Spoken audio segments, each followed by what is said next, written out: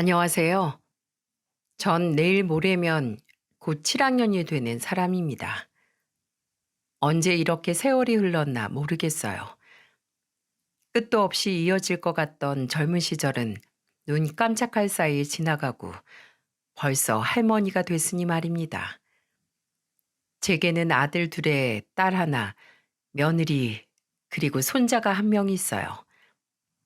결혼한 둘째 아들도 곧 아이를 낳을 테니 머지않아 손주가 둘이 되겠네요.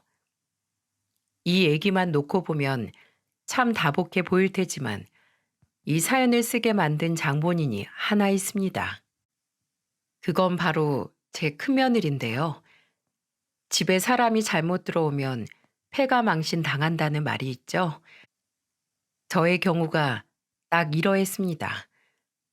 옛말치고 틀린 말 하나 없더라고요. 사연을 듣는 여러분에게는 이런 얘기를 하는 제가 나쁜 심호로 보일지도 모르겠네요. 판단은 여러분의 몫이니 저는 그간 있었던 일들을 차분히 들려드리도록 하겠습니다. 아무래도 사연의 시작은 제 결혼 생활로 하는 게 좋겠네요. 20대 때 결혼한 저는 남편과 금실이 좋았어요. 덕분에 저는 슬하에 세 남매를 두고 행복하게 살고 있었답니다. 그러다 큰아들이 10살이 되었을 때였죠. 산을 좋아하던 남편이 여느 날처럼 잘 다녀오겠다며 손을 흔들고 집을 나섰습니다. 특별할 것 하나 없던 날이었죠. 하지만 그 후로는 그 사람을 두 번 다시 볼 수 없었습니다. 산을 타던 남편은 절벽에서 떨어지는 바람에 허망하게 세상을 떠나고 말았거든요. 평소 운동을 즐기는 터라 건강만큼은 누구에게도 뒤지지 않던 사람인지라 더 황망했습니다. 역시 사람은 가는데 순서가 없는 걸까요? 시부모님보다도 남편이 먼저 세상을 떠났으니 그 시대 사고방식으로는 자식 잡아먹은 년이라 욕할 법도 했죠. 하지만 두 분은 그러지 않으셨어요. 아이들을 더 아껴주시고 저를 더 안아주셨죠. 그 모습을 보며 저도 며느리가 들어오면 두 분처럼 따스하게 보듬어야지 결심했던 것도 생각이 나네요. 큰 부자는 아니었지만 시댁이 비교적 넉넉한 형편이었던 터라 서울의 32평 아파트를 해주신 덕분으로 남편이 우리 곁을 떠난 후에도 생활이 어렵거나 하진 않았어요. 시부모님은 그것 외에도 아이들 교육비며 다방면으로 들어가야 하는 금전적인 부분들에도 참 많은 도움을 주셨습니다. 정말 고마우신 분들이었죠. 이 은혜를 어떻게 갚아야 할지 먹먹해질 정도로 말입니다. 돌아가신 지 한참이 지났지만 두 분만 생각하면 지금까지도 너무 보고 싶어서 눈물이 차오릅니다. 되돌아보면 남편이 떠난 후 큰아들이 부쩍 큰 것 같아요. 직장 생활을 하느라 바쁜 저를 대신해 동생들 도시락을 챙기고 고사리 같은 손으로 설거지를 해두고 숙제까지 봐주는 정말 착한 아들이었답니다. 둘째와 막내도 그런 큰애를 따라 건실하게 자랐고요. 아마도 아빠를 일찍 여인 탓에 철이 일찍 들어서겠죠. 감사하면서도 한편 마음이 아플 때도 있습니다. 늘 엄마 바보, 동생들 바보로 사는 큰애가 안쓰럽기도 했으니까요. 그렇게 바른 청년으로 장성한 아들이 어쩌다 제 며느리 같은 여자를 만나게 됐을까요? 세상을 살 만큼 살았다고 자부한 저조차 그 곱던 모습에 깜빡 속았을 정도니 아들이라고 별 수 있었겠냐마는 속상한 건 어쩔 수가 없네요. 그만큼 큰 며느리의 존재는 우리에게 아픔이자 상처로 남게 됐으니까요. 대학을 졸업하고 중견기업에 입사해 가족들의 자랑이 됐던 아들이 결혼하고 싶다며 가족 앞에 여자를 선보였을 때 우리 모두 기뻐했습니다. 속물 같은 소리인지 모르겠지만 며느리 될 아이가 은행에 다닌다는 것도 참 좋았답니다. 나중에 알고 보니 은행도 다 같은 게 아니라더군요. 제1금융권이 있고 2금융권이 있는데 며느리가 다니는 저축은행은 제2금융권이라고 했어요. 뭐 상관 있나 싶었죠. 채권팀에서 일한다기에 그냥 중요하고 어려운 일을 맡아서 하는 건가 보다 생각만 했지. 당시엔 정확한 업무 내용도 알지 못했습니다. 나중에 딸애한테 들었어요. 그게 돈 못 갚는 사람들한테 돈 받아내는 일을 해야 하는 부서라 어지간해서는 버티기 힘들다는 걸요. 옆에서 둘째도 그러더군요. 거기서 근무한다는 것만으로도 형수 참 대단한 거라고. 이게 어떤 의미인지 정확히 알게 되기까지는 조금 시간이 걸렸습니다. 제가 나이도 많고 은행 쪽엔 무지했기 때문에 더 그러했겠죠. 상상이나 할 수 있었겠습니까? 다정하게 웃으며 예쁘게 말하던 며느리가 시어미인 저를 회사에서 만난 빚쟁이 대하듯 할 거라고 말입니다. 이 얘기를 듣는 여러분은 무슨 일이 벌어졌을지 전혀 감이 안 오시죠? 그래요, 당연합니다. 이때 저도 그랬으니까요. 처음엔 그저 돈도 잘 벌고 심성도 고운 며느리를 얻었다며 동네방네 자랑하고 다닐 만큼 좋았습니다. 큰아들에게 꼭 맞는 짝을 찾은 것 같았어요. 큰애가 결혼할 때 번듯한 집을 한 채 해주고 싶었지만 당시 저는 일을 하는 상태도 아니었고 여윳돈이 그리 많지도 않았어요. 그래서 시부모님께 받은 아파트를 팔아 좀 더 저렴하고 아담한 곳으로 거처를 옮기고 작더라도 큰애의 집을 구해주려고 했죠. 둘째는 회사 근처로 원룸을 얻어 나간 상태였으니 막내와 저 여자 둘이 살만한 깨끗하고 작은 빌라로 알아보면 되겠다 싶었거든요. 근데 그걸 안 큰애가 극구 반대하는 거예요. 어머니, 괜찮아요. 제 결혼 때문에 그렇게까지 무리하실 거 없어요. 그간 모아둔 돈도 좀 있고 신혼 부부들한테 저렴한 금리로 전세자금 대출해주는 좋은 제도들이 얼마나 많은데요. 게다가 저 회사에서도 시세보다 낮은 금리로 빌릴 수 있는 금액이 꽤 돼요. 아시잖아요. 저희 회사 복지 좋은 거.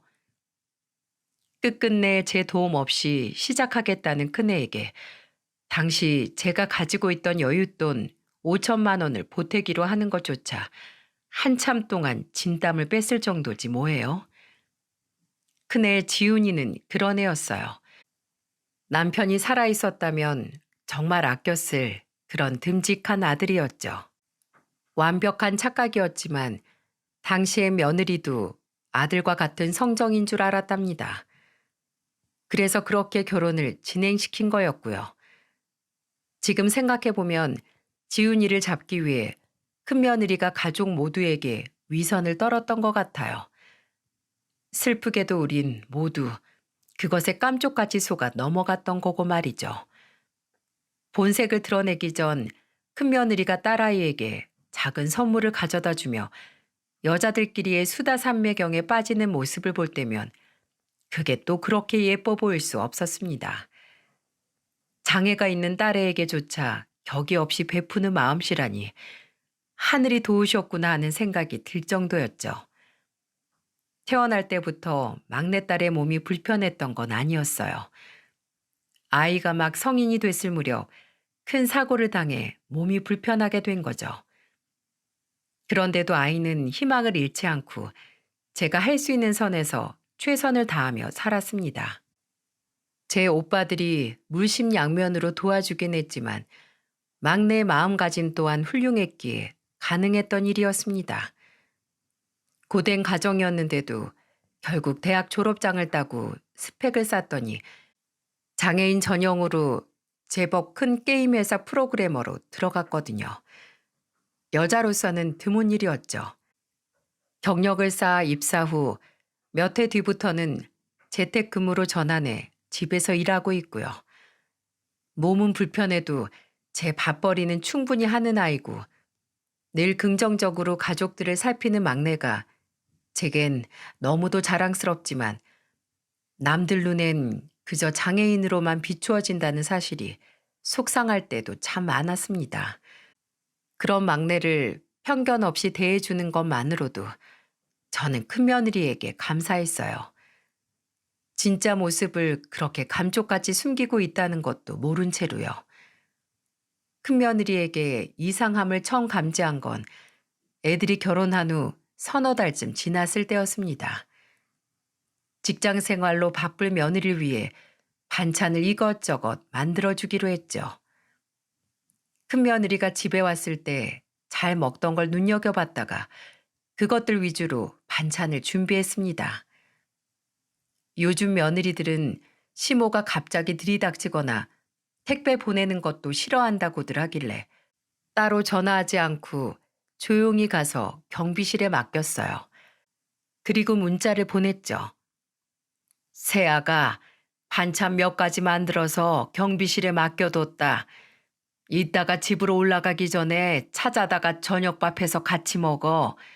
바쁘더라도 끼니 거르지 말고 건강 꼭 챙기고. 집에 막 도착했을 때 보니 새아가에게서 답장이 와 있더군요. 저는 당연히 고맙다, 잘 먹겠다, 그런 내용일 줄 알았습니다. 그런데 막상 메시지를 열어보니 반찬 어떤 거요? 인사도 없이 이렇게만 딱 보낸 게 아니겠어요? 영 찜찜했지만 바빠서 그러려니 이해하려 했어요. 그래서 반찬 종류를 쭉 나열해서 적어줬습니다. 그랬더니 이번엔 이렇게 오는 게 아니겠어요? 그렇게 여러 종류 해오셨으면 꽤 무거울 텐데 남편한테 가지고 올라가라고 연락하시지 그랬어요. 그리고 불쑥 찾아오시면 어떡해요? 사람 난감하게. 뭔가 기분이 좀 이상하더라고요. 이것저것 해서 가져오시느라 무거우셨겠다도 아니고 이걸 어떻게 받아들여야 하는 건지 잠시 고민하는 사이 다시 메시지가 들어왔습니다.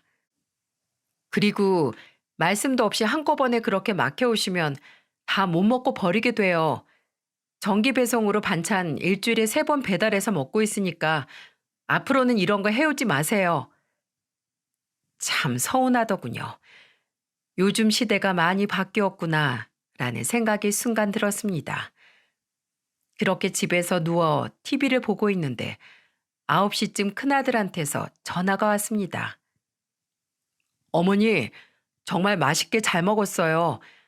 근데 이거 다 들고 여기까지 오시기 힘들진 않으셨어요? 다음엔 저한테 말씀하세요. 퇴근하면서 들를게요. 그래, 맛있게 잘 먹었다니 나도 좋구나. 아들의 말 한마디에 어찌나 고맙던지. 그리고 그때 제가 종일 마음 쓰고 있는 걸 안 딸애가 끼어들더니 제 오빠에게 그러더군요. 오빠, 언니도 맛있다고 해? 엄마가 새언니 좋아하는 것들로 잔뜩 만들어서 갖다 준 건데. 아, 정말? 지연아, 혹시 지금 스피커폰으로 통화하고 있니? 제가 평소 스피커폰으로 전화 받을 때가 많거든요. 그래서 큰애가 확인하는 듯 보였습니다. 딸애가 제게서 전화를 받아들더니 말했어요. 괜찮아. 말해도 돼, 오빠. 어머니, 반찬 너무 맛있어요. 이렇게 많은 반찬을 언제 이렇게 다 해오셨어요. 너무 힘드셨겠다. 맛있게 잘 먹을게요. 어머님이 해주신 반찬만 먹으면 완전 건강해지겠어요. 어머니, 정말 감사합니다. 다음에 또 시간 되실 때 부탁드릴게요. 헉, 이게 진정 무슨 일인지. 오늘 낮에 저랑 문자를 나눴던 며느리가 맞는 걸까요? 솔직히 가증스럽기까지 했습니다. 아마도 아들이 옆에 있어서 입 바른 소리를 했던 거겠죠? 그날 이후 전 며느리를 잘 관찰하기 시작했습니다. 그렇게 그 일은 넘어갔습니다. 그 이후로도 몇 가지 좀 거슬렸던 일들이 있었는데 자세히 다 생각나진 않네요. 기억이 이렇듯 흐릿해진 건 아마도 문제 삼을 만큼 일이 커지지 않아서였을 겁니다. 다음으로 확실히 기억나는 일은 손주가 5살쯤 됐을 때 일이었어요. 갑자기 며느리에게서 전화가 온 겁니다. 어머니, 죄송한데요. 집주인한테 연락이 왔는데 전세금을 좀 올려달라고 하네요. 저희가 지금 사정이 좋지 않아서 그런데 죄송하지만 혹시 좀 도와주실 수 있을까요? 아이고, 얼마나 올려달라는데? 3천만 원이요. 뭐? 그렇게나 많이? 네, 그래서 어떻게 해야 할지 모르겠어요. 올려주지 않으면 자기네들이 살겠다고 당장 나가래요. 아휴, 알았다. 나도 좀 방법을 찾아보마. 그렇게 전화를 끊고 아무리 고민을 해도 뾰족한 수가 떠오르질 않더라고요. 둘째 아들도 결혼해서 제 가정을 이루고 살고 있었기 때문에 섣불리 돈 얘기를 하기도 어려웠습니다. 저도 몸이 안 좋은 상태여서 일을 하지 않은 상태였고, 그렇다고 불편한 몸으로 일해서 우리 두 사람의 생활비를 충당하고 있는 막내딸에게 말할 수도 없는 노릇이었고요. 그래서 결국 저는 큰아들에게 전화를 걸었어요. 지훈아, 엄마야, 집주인이 전세금을 올려달라고 했다면서? 아니, 어머니께서 그걸 어떻게 아세요? 며느라이가 전화했더라고. 얘도 너무 고민스러워서 용기 내서 나한테 도움 청한 것 같은데 3천만 원이면 너무 큰 금액이라 엄마도 이걸 어떻게 해야 할지 모르겠다. 혹시 방법 찾은 거니? 어머니께 절대 손 벌리지 말라고 했는데도 집사람이 그런 전화를 드렸단 말씀이세요? 어머니, 너무 죄송해요. 절대 신경 쓰지 마세요. 엄마가 집을 담보로 대출을 받아서 줄까 하는데 우선 그렇게 하자. 알았지? 어머니, 그럴 필요 없어요. 그게 어떤 집인데요. 그동안 우리 삼남매를 뼈 빠지게 키워주신 것도 감사할 일인데 마지막 남은 집을 가지고 어떻게 대출을 받게 해요. 그리고 이제야 말씀드린 건데 저 솔직히 지금 사는 집 마음에도 안 들었어요. 안 그래도 이사 갈지 말지 하던 참이라 차라리 잘 됐다 싶다니까요. 교통편도 안 좋고 집도 별론데 집주인이 정신이 나간 거예요. 그 돈 주고 뭐하러 여기 살아요? 더 좋은 곳으로 이사할 거니까 어머니 속상해하지 마세요. 세상에 이런 아들이 또 있을까요? 이렇게 착한 아들이었습니다. 요즘 세상에 부모가 돈 해준다고 하면 거절할 자식들이 몇이나 될까요? 제가 정말 복이 많다 싶었어요. 그리고 다음 날 이른 아침부터 큰며느리에게서 전화가 왔습니다. 반갑고 미안한 마음으로 전화를 받았죠. 그랬더니 글쎄 시애미에게 아침 대바람부터 전화한 제 며느리가 뭐라는 줄 아세요? 어머니, 저희 부부싸움 나게 만들려고 작정하셨어요? 애 아빠 모르게 조용히 어머니한테만 살짝 말씀드린 건데 그걸 이렇게 옮겨요? 어제 저희 종일 싸웠어요. 어머니 덕분에요. 돈 마련할 형편이 안 되면 저한테 조용히 문자 하나 보내주시면 될 걸. 왜 일을 이렇게 만드세요? 너 말버릇이 그게 뭐냐? 네가 하도 걱정을 하기에 나도 돈을 마련해 주려고 이리저리 생각해보고 알아봤는데 방법이 없어서 지훈이한테 연락한 거다. 큰애랑 상의하려고 전화했던 건데 그게 뭐가 그리 잘못됐다고 아침부터 이러는 거니? 그러니까 제가 상의를 드렸으면 답도 저한테 하시는 게 옳죠. 이후 상의도 저랑 하시는 게 맞고요. 어머니가 잘못하셔놓고 왜 되레 저한테 큰 소리세요? 사람 정말 미치게 하는 재주가 있으세요, 어머님? 결국 돈도 안 해주셨으면서. 그러면서 전화를 딱 끊어버리는 게 아니겠어요? 정말 너무 황당하더라고요. 이 나이 먹고 제가 이렇게까지 무시당할 일을 한 건가 얼떨떨하기까지 했습니다. 흥분된 마음을 가라앉히고 큰며느리에게 문자를 하나 보냈어요. 너 부모님한테도 이렇게 행동하니? 어떻게 된 애가 위아래 구분도 없이 이렇게 막말을 하고 그렇게 버릇없이 굴 수가 있어? 이렇게 하면 네 친정 부모님만 욕먹이는 짓이라는 거 정말 모르는 거냐? 주한 아빠랑 어떤 식으로 다퉈서 네가 이렇게까지 흥분하는진 모르겠다만 이번 한 번만 넘어가 주마. 나는 내 아들도 귀하지만 너도 나한테 귀하니까 이렇게 넘어가 주려고 하는 거야. 다시 한 번 이런 식으로 행동하면 그땐 정말 내가 너 가만히 안 둬. 알아듣겠니? 그땐 네가 날 시애미로 생각 안 한다는 거니까 나도 널 내 며느리라고 생각 안 할 게다. 큰며느리가 외동딸이라 버릇없이 컸나 보다. 그 정도로만 생각했지. 이렇게까지 아나무인으로 행동하는 사람인 줄은 이때까지 전혀 몰랐어요. 더 웃긴 건 며느리가 제 문자에 답을 안 하더라는 겁니다. 더 따끔하게 혼낼까도 생각해봤는데 이쯤 했으면 알아들었겠지 하는 마음이 들더라고요. 그렇게 통 크게 생각하며 그 일도 아들이 다른 곳으로 이사를 가면서 마무리되었습니다. 그렇게 또 1년쯤 지났을 때 일이었어요. 손자 주한이가 6살이었을 땐데 큰아들에게서 전화가 왔더라고요. 어머니, 오늘 부부 모임이 있는 날인데 오늘 하루만 주한이 좀 봐주시면 안 될까요? 그 누구도 믿고 맡길 사람이 없네요. 어머니 괜찮으시면 하루만 우리 주한이 좀 봐주실 수 있으시겠어요? 그래, 걱정 말고 잘 다녀와. 그렇게 해서 저는 손주와 하루 저녁을 같이 지내게 됐습니다. 손자가 또랑또랑 말도 얼마나 예쁘게 하고 귀여운지 정말 눈에 넣어도 안 아플 정도였어요. 주한아, 이 헬미가 뭐 만들어줄까? 저녁으로 우리 주한이 좋아하는 진짜 맛있는 거 해주고 싶은데 아이가 고민하면서 말을 못하더라고요.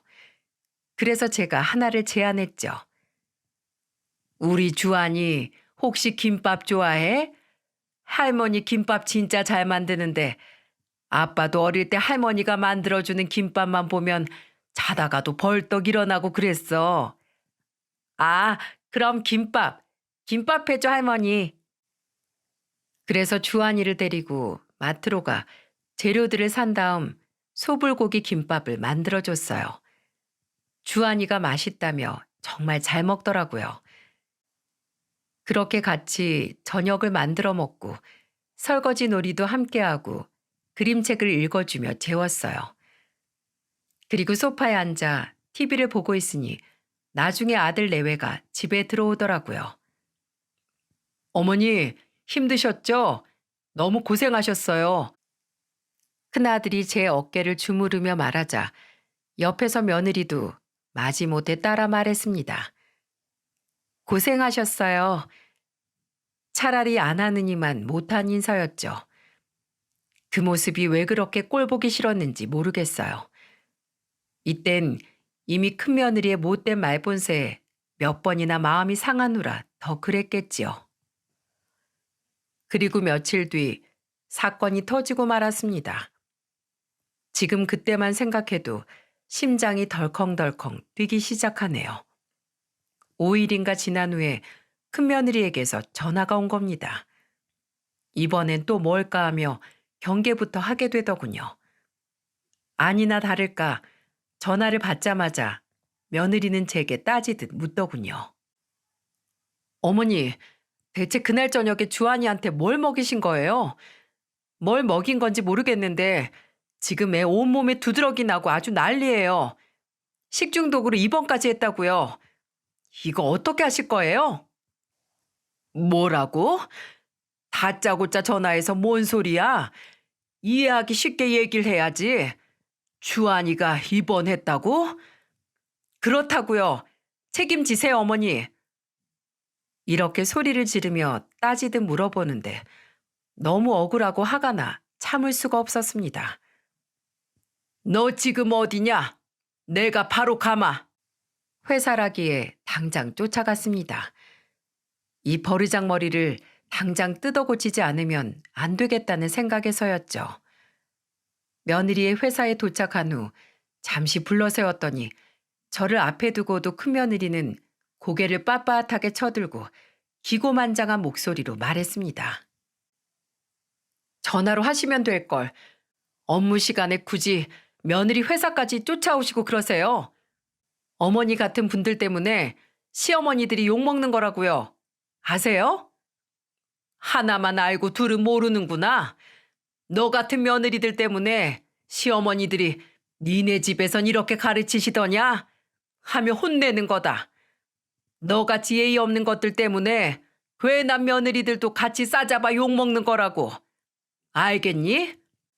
그리고 업무 시간에 전화해서 막말을 퍼부은 너는 잘못이 없고 여길 찾아온 나만 잘못이라는 거냐? 나중에 얘기하고 싶었으면 퇴근하고 나서 전화하지 그랬어. 니네 회사 사장님 어딨니? 이 문제에 대해선 내가 사장님이랑 면담해 보면 되겠구나. 그랬더니 큰며느리의 얼굴색이 하얗게 질리더군요.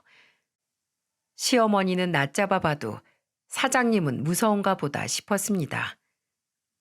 어머니, 전부터 말씀드렸지만 정말 너무 뻔뻔하신 거 아니에요?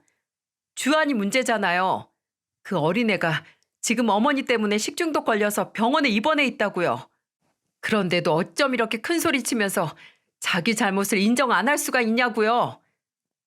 주안이가 김밥 때문에 그렇게 됐다는 증거 있니? 증거 있어? 이젠 발뺌까지 하시려고요? 주안이가 특별히 먹은 게 없는데 어머니 다녀가시고 나서 이렇게 된 거잖아요. 평소랑 다르게 먹은 거라고는 어머니 음식밖에 없는데 왜 인정을 안 하시냐고요? 아, 됐고요. 주안 입원까지 했고 애 입원하면서 저 업무적으로 피해도 많이 봤어요. 그거 다 손해배상하세요. 뭐? 병원 입원비, 치료비 저 회사 업무적으로 손해본 거 해서 500만 원 주세요. 뭐라고? 너 정말 돈에 환장했니? 지난번부터 나한테 돈 거리는데 나한테 뭐 맡겨둔 돈이라도 있는 거야? 어머, 어머니 정말 이상한 분이시네요. 어머니 때문에 손자가 아파서 입원을 했다는데도 그런 소리가 나오세요? 그리고 부모가 돼서 자식들 돈 해주는 게 뭐 잘못된 건가요? 안 해주는 게 이상한 거죠. 어머니보다 없이 사는 사람들도 자식이 그렇게 공공한 처지에 처했다고 하면 집 숟가락이라도 파서 돕는다고요. 아세요? 정말 제가 이 얘기까진 안 하려고 했는데 어머니가 저희 결혼할 때 쥐뿔 뭐 하나 해준 거나 있으세요? 아무것도 해준 거 없으면서 시어머니 대접은 그렇게 받고 싶으셨어요? 사람이 양심이란 게 있어야죠. 결국 돈이었구나 싶었습니다. 돈 받아내는 일 하는 애라더니 말도 참 청산유수죠. 하긴 이렇게까지 사람을 한 개로 몰아붙이는 애니까 미수금 받는 부서에서 승진까지 하며 승승장구하고 있는 걸 테죠. 하지만 저도 더는 참지 않기로 했습니다. 이 못된 것 같으니라고. 오냐 알았다. 그렇게 하마. 만약에 내가 만들어준 김밥에 문제가 있어서 그렇다면 500만 원, 아니 1000만 원 얼마든지 주마. 허나 약속해야 될 게야. 만약에 김밥이 문제가 있는 게 아니라 다른 것 때문에 그런 거라면 넌 각오해야 될 거야. 알겠니? 어디 해보시던가요. 어머니 말고는 이유가 없다니까. 정말 경우가 없어도 유분수지. 이래선 차라리 속이에 경을 잃는 게 낫겠네요. 그러면서 제 사무실로 쏙 들어가 버리는 게 아니겠어요? 어른이랑 통화하다가도 먼저 전화를 끊어버리고 얘기를 나누다가도 먼저 사라져버리는 저 버릇은 대체 누가 가르친 걸까요? 큰애한테 전화했더니 아들이 병원에서 주한이를 돌보고 있다고 하더군요. 그 길로 병원으로 찾아갔습니다. 어머니, 애 입원한 건 어떻게 아시고요? 또 주한 엄마가 전화 드렸어요? 이 사람 참. 어머니 걱정하시니까 전화 드리지 말라니까. 그나저나 왜 이렇게 숨이 차세요? 그냥 식중독 증세예요. 애들한테 흔히 있을 수 있는 거요. 그러니까 걱정하지 않으셔도 돼요. 아들의 다정한 말에도 마음이 진정되지 않았습니다.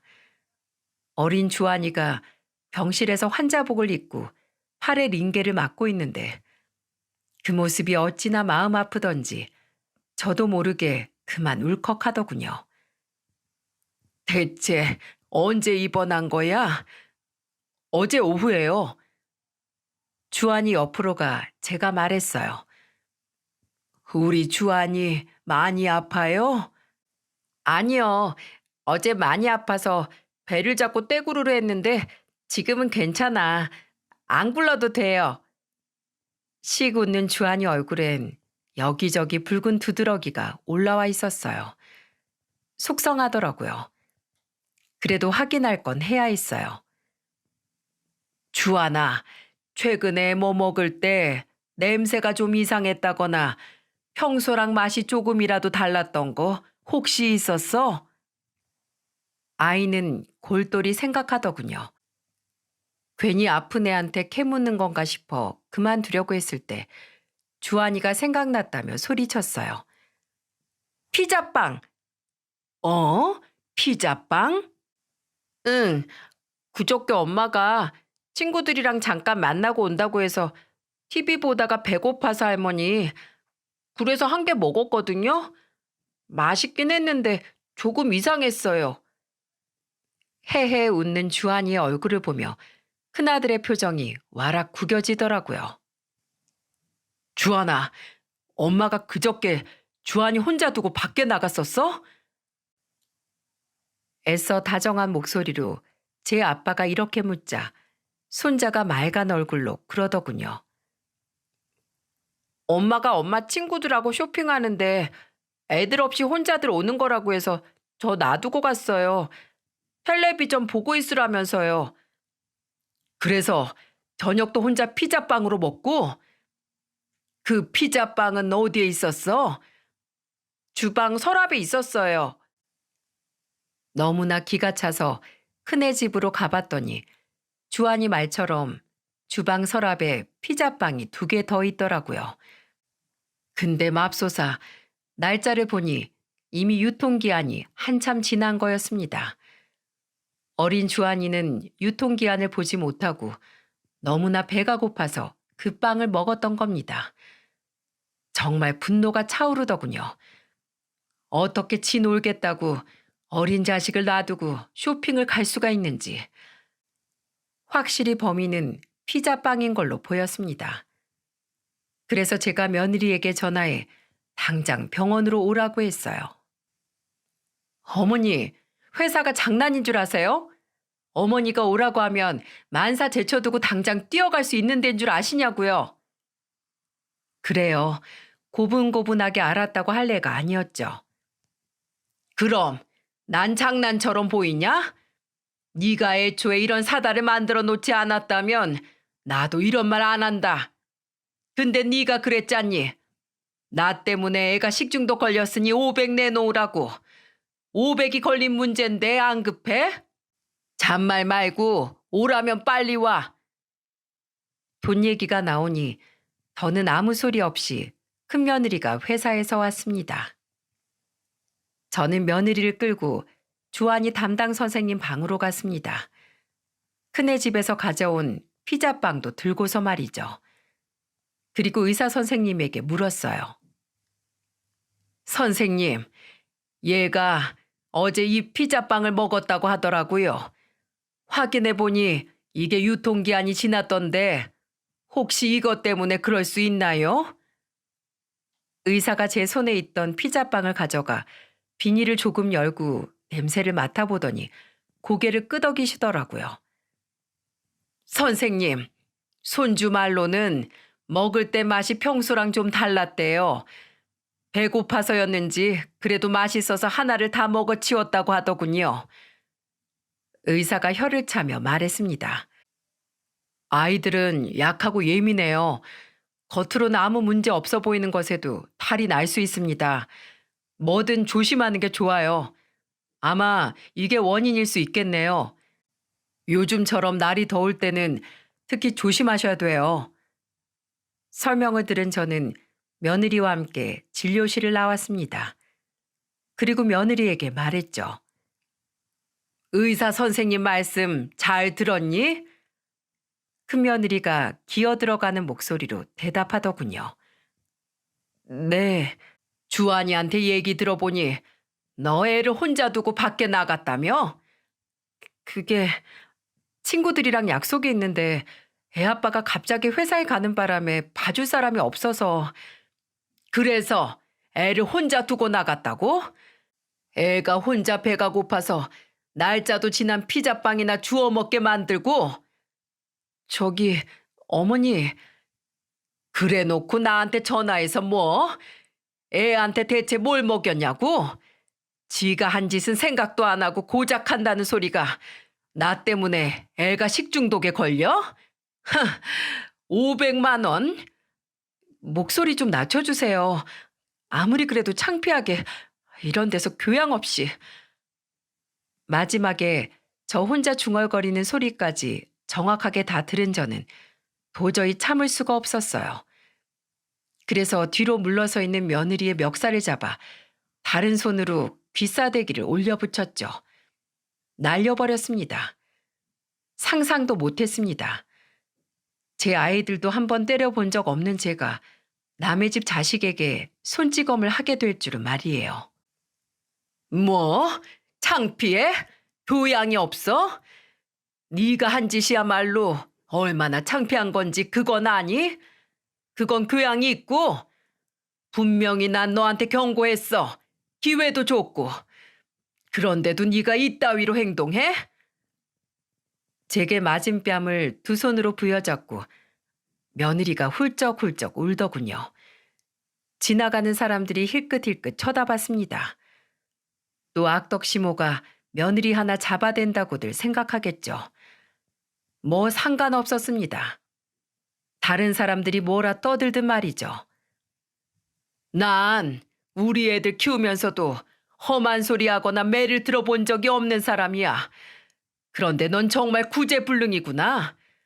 니네 부모님은 너 같은 애를 키우면서 대체 어떻게 제정신으로 사셨다니? 어머니, 대체 저한테 왜 이러세요? 전부터 자꾸 친정 부모님 얘기 꺼내시는데 너무 하시는 거 아니에요? 그러면서 또 먼저 자리를 떠버리더라고요. 이건 죽기 전에 못 고칠 고질병인 것 같았습니다.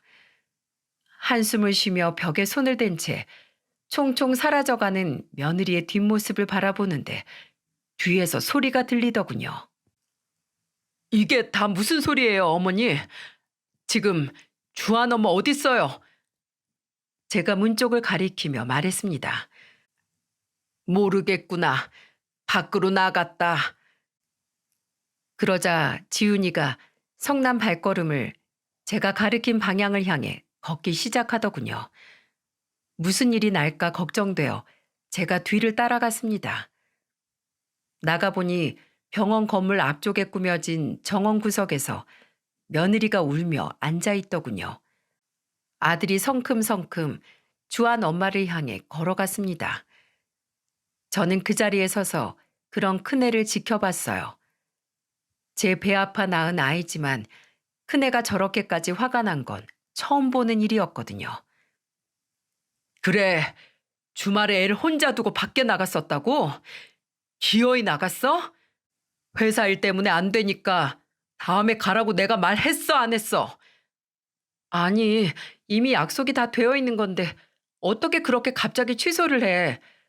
게다가 6살이면 혼자 집에서 놀고 먹고 다 할 수 있는 나이라고. 그렇게 걱정되면 당신이 회사 안 나가고 애 봤으면 됐잖아. 다들 왜 나한테만 난리냐고, 난리가. 큰며느리는 울먹이면서도 제 할 말 다 하더군요.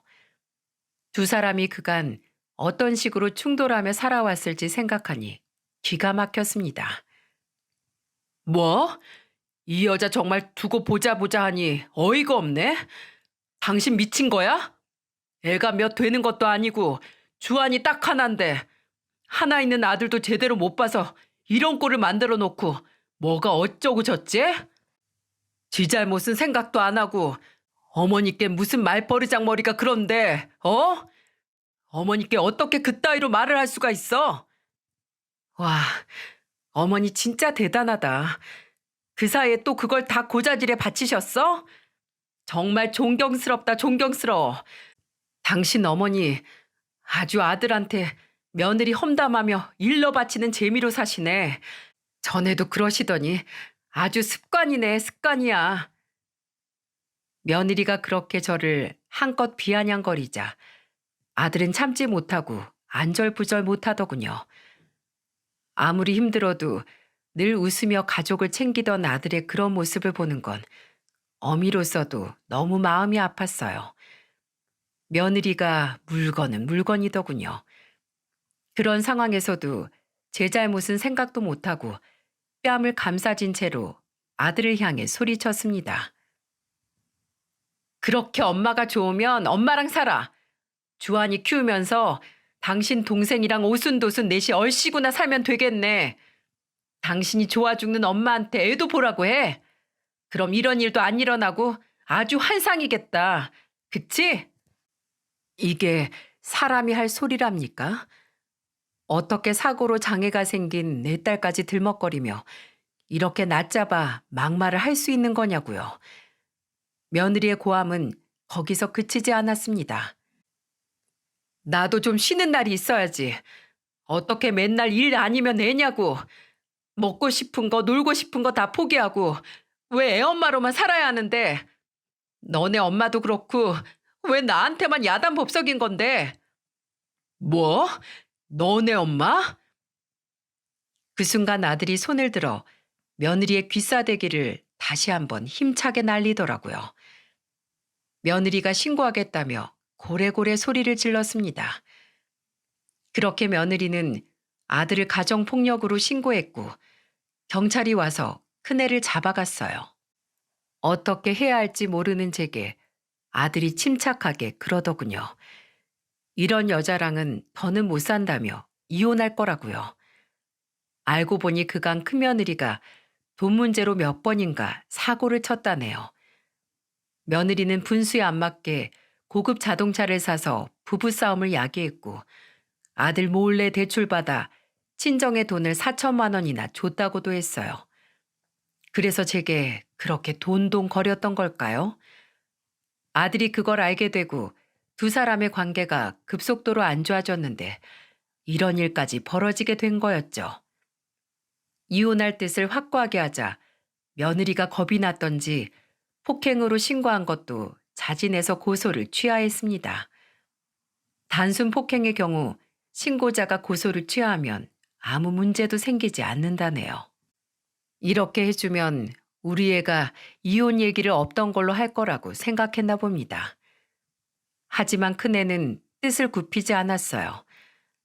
아들은 며느리가 저지른 금전적인 만행과 재개한 협박성 피해 보상 내용 등을 기반으로 이혼 소송을 했습니다.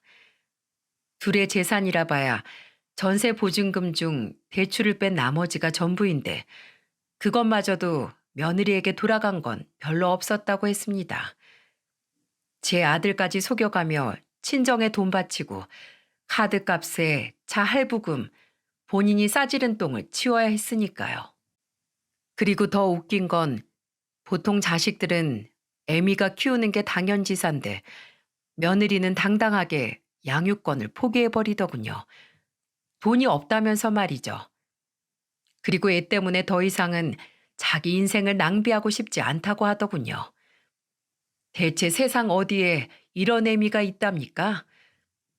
그렇게 아들과 며느리의 악연은 끝이 났습니다. 아들은 이혼 후 저희 집으로 들어오게 됐고 주한이는 제 고모와 아주 찰떡이 됐습니다. 고모, 고모 그러면서 같이 그림 그리기도 하고 책도 읽고 아주 잘 지내고 있답니다. 악담처럼 퍼부은 며느리의 말처럼 우린 지금 네 식구가 함께 지내고 있네요. 주한이는 제 엄마와 살 때보다 더 즐겁고 행복하게 지내고 있어요. 유치원 선생님들도 애가 정서적으로 훨씬 더 안정된 게 눈에 보일 정도라고 말할 정도니까요. 이후 며느리의 소식은 아주 우연히 알게 됐습니다. 건너 건너 아는 사람을 통해서요. 이래서 사람은 바르게 살아야 하나 봐요. 의외로 세상은 좁고 결국 모든 사람은 실타래처럼 관계 속에 얽혀 있다는 말이 진짜구나 싶었거든요. 우리 아들 몰래 돈 문제로 사고친 것들이 밝혀진 것 외에도 몇 건이 더 있었나 봐요. 그거 이자 갚느라 허덕이고 있다고 합니다. 소속은행에서 빌린 돈조차 갚지 못해서 신용불량자 신세가 돼 회사에서도 잘렸다고 했고, 본인이 서민들에게 돈 갚으라고 채권 추심을 했듯 이젠 이전 동료들에게 채권 추심을 당하느라 숨도 제대로 못 쉬고 산다더군요. 듣자 하니 제 아들 지훈이를 믿고 일을 더 크게 벌인 모양이더라고요. 아들 회사가 중견기업이긴 하지만 상당히 탄탄한 곳이라 이름만 대면 다들 알 정도로 자금력도 좋고 기업 가치도 높은 곳이거든요. 결국 원금 갚는 건 턱도 없으니 이자라도 갚으려고 하루 일을 3탕, 4탕을 뛴다더군요. 그렇게 하면서도 곧 파산 신청하고 개인 회생 신청할 것 같다고 합디다. 애초에 사치스러운 애였던가 봅니다.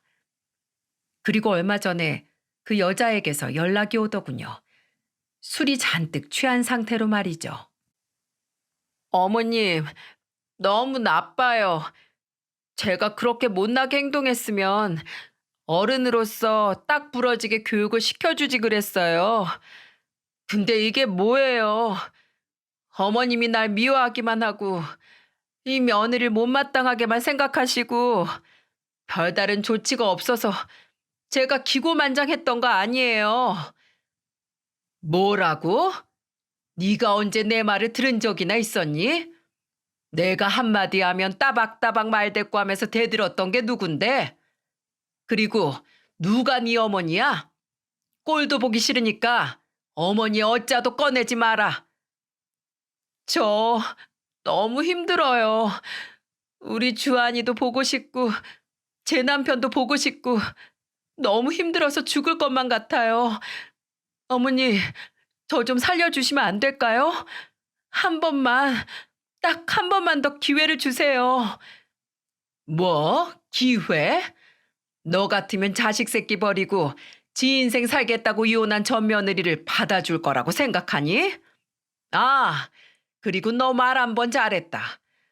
너 1년 3개월 동안 한 번도 양육비 보내지 않았지? 그 돈이 그렇게 아깝더냐?